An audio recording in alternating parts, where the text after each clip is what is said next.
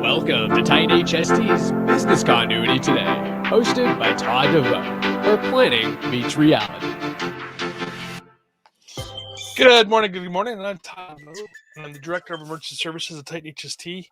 I've been involved in responding to emergencies and disasters since 1989, a long time.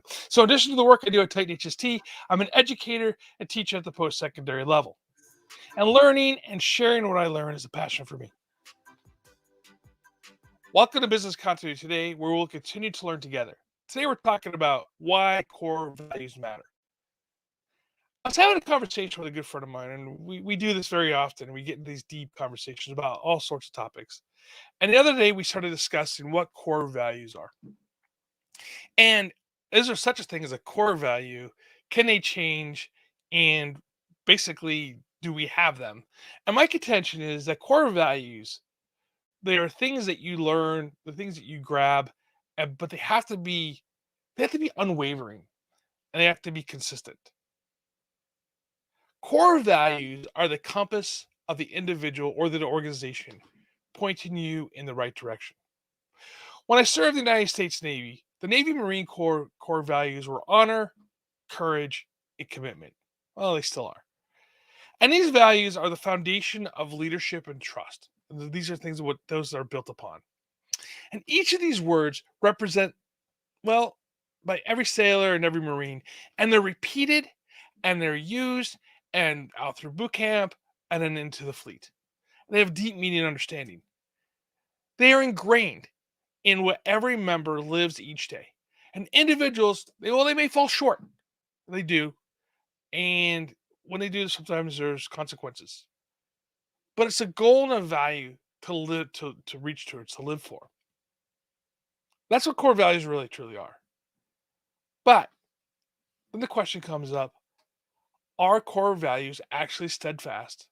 And can they waver at times, and can they change? Well, I have to say yes, because the Navy Marine Corps core values, where we live, the honor, courage, and commitment, they did change in the late or in the early 90s. So I guess if you could go back and reflect on what the core values are and really live them and assess them. But how do you know what your core values are? So my friend asked that question. And the values I think that you're taught as a child are kind of who you are and who you can be. And again, yes, you can change those. But this is one of the reasons why when most people grow up in one religious system or belief system that are taught by their parents, they will most likely stay in that system as they become an adult. Those values that they learn as a child do reflect how they act as adults and how things that they do in their life. So when organizations develop a core value, they're created by, well, the individuals who started it. And these individuals may bring those values, and most often do, that are taught to them over the years from an early stage. At times, they bring an informed, independent value system, and the corporation or the company or the organization or the jurisdiction where you're working grabs onto values and they morph and change.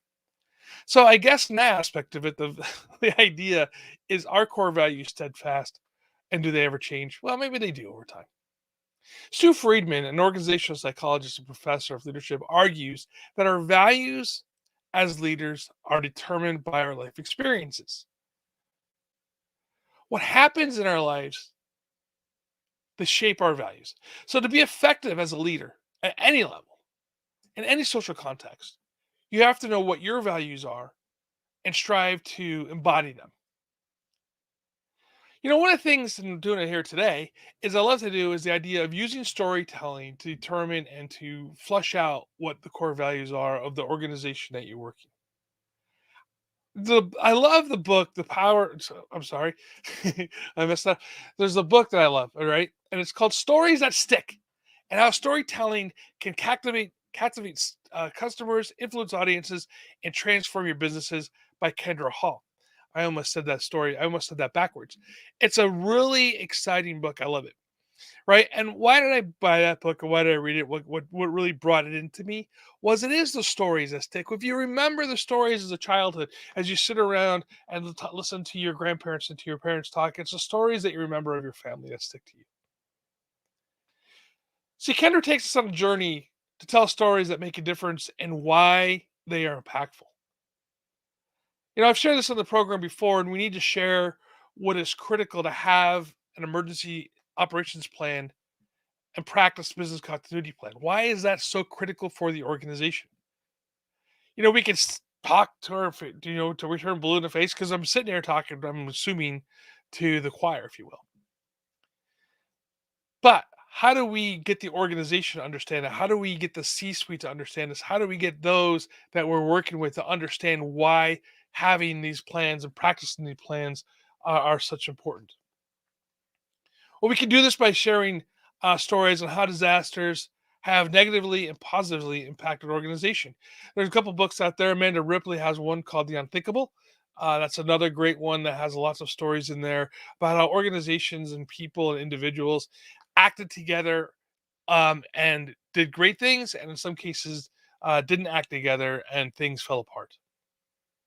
We can often unearth a better understanding of how our plan can impact and influence person's lives by having a story that's associated with it. We can then develop these stories and communicate these values to our key stakeholders. See, the critical part of making and reaching the decision maker is by connecting them with their needs and touching their emotions. So, for example, let's look at the business continuity plan. In general, it's pretty dry. And we can assume that the average C suite doesn't even care how the organization will continue to function as long as it functions, right? That's why they hired you. So to make sure things are functioning afterwards. But the how sometimes they don't care. But they still need to believe in, and they still need to believe in you, and they still need to believe in that the system will work, and they still need to feel confident that when something does happen, a system is in place, right? That will move the organizational forward. And even that fragment of a story quickly tells us that trusting, thinking, and feeling secure are essential to the values of the organization. No one wants to work for or be part of an organization that isn't secure. And business continuity and emergency management ensures that the organization is secure and that it will function during a crisis. Now, we've all just lived through a large crisis, the largest one in the world in our lifetime, last 100 years. We're living through it today. Organizations have failed and have strived during this time. And it really goes back to their planning and execution of their business continuity plans, even if it's on the back of a napkin and they haven't put thought to it. If they didn't have one before the pandemic, man, they should have one now. See, the storytelling strategy gives us a chance to stand in someone else's shoes at any different times, in any given moment during scenarios. The direction of the story is really totally up to us as it unfolds. So we're telling our story now of how we acted and responded to the pandemic. So when the next generation comes up, they understand that planning and execution is critical. See, our aim is to identify those emotions, that our decisions that we made may be great and how we've done them and what they made us feel during this crisis. The framework that we create for our stories is nearly limitless, and each different story that we make is a render of additional emotional feedback. So we look at the value and the core values that our organization has, and they talk about saying, oh, putting employees first. That safety and security of employees is critical. Everybody says that. I've seen people stand up and say it at the employee meetings. When we can reach how our organizations really did put their people first, we can take a look at the stories that these organizations that did this and how they saved lives. I've shared the story many times about Morgan Stanley and 9/11. And, well, there's the recent tornado storms that just occurred last December. And we have two contrasting stories on this. One company out of Illinois took the safety of its employees to heart. And when they built a new manufacturing plant, they put in and reinforced and took the cost of putting in the bathrooms, which I always find kind of interesting that they if you've traveled at all, you go through the Midwest and you see the bathrooms are storm shelters, but evidently that must be the thing to do. And so these storm shelters were built, and the bathrooms were reinforced, costing more money than the organization really wanted to spend. But the CEO said this is critical and this is what we're doing. On top of that, they did disaster drills, fire and tornado drills on a regular basis. And so when the tornado sirens went off in December, 150 of the employees that were working at the time, right? That's all who was ever on staff at this point. They went into that shelter. And when the tornado came through and ripped through the factory, and the rubble was there and the twisted steel was there, 150 people walked out of that bathroom unscathed. Let's contrast that to the plant in Kentucky where a tornado ripped through, and, well, we know that story. Not only did that CEO accept those additional costs, he showed that the core value of his organization was safety first for his people, insisting that the drills were done. I think that's critical to understand, that if we have somebody in the C-suite that really embraces this, it makes a complete difference on how we do our job. 150 lives were saved. When leaders say that safety is first, hold them to it. Ask the C-suite to conduct a drill, and not only just to conduct the drill, be part of the process. However, don't just ask them. Share the stories that make them know why it is critical. See, I did some work at a community college, and they cut their emergency business continuity department when budgets got tight. And that president of the college said that making that cut had less friction than cutting other departments. Think about that for a second. He stands up in front of everybody and says safety is important, but yet it's less friction to cut the emergency management and business continuity department. Less than 3 months after cutting that position, the pandemic struck and the college had to scramble. See, the recommendation of putting classes online, just in case of a disaster occur, were completely ignored. The idea of using the volunteer safety team to help operations outside of their daily job were also ignored. When the pandemic hit, they had to scramble. Weren't ready for having a lot of classes online. They weren't leaning forward. They didn't have the ability to keep people safe necessarily, just outside of closing down. And so they ended up closing down. They didn't have the ability to put the classes online in a quick manner, and they lost students and they lost revenue. I use this story today to help organizations understand why it is critical to lean forward and not be short sighted. See, they did not live what they said was a core value. Let's use questions to distill what really core values are. So, in addition to storytelling, we can use these questions designed to look at the idea of process through unique lenses. So, the answer to these questions can give us more proactive view of the product and what you're possibly doing to spark this new idea of what we're doing to keep people safe. When we work our way through answering the questions, it can help us refine the thought process and realistically work out some of the issues that we might not know. So, since the process is aimed at shedding new light on an issue, well, the questions can be far fetched, the scenarios can be even far fetched, right? And more importantly, the response to the systems can be somewhat extreme. Well, can have some fun and exciting scenarios that can come to mind. See, the CDC, a few Halloweens ago, created the zombie drill to have some fun. It's kind of a joke. It was very popular when the TV show Walking Dead was new, and the program was realistically about getting to the CDC. If you guys have watched it, right? And so they created that zombie drill, and we can use that extreme and unlikely aspect to help bring light to the organization's core values. Think about this. If we did a drill on September 10th about what happened on September 11th, I'm sure industry experts would tell you that this would never happen. Like the president of the community college said to me, he did not see a time when the school would need to go online for any length of time. Well, then 2020 happened. So ask questions and you'll get answers. Now, questions that give us a good start and by no means are limited. But let's go through some perspective here, right? Not only are core values a critical um, starting point for the next value of the process, they are times when simply establishing a core value can reveal the beginning of the concept of the solution.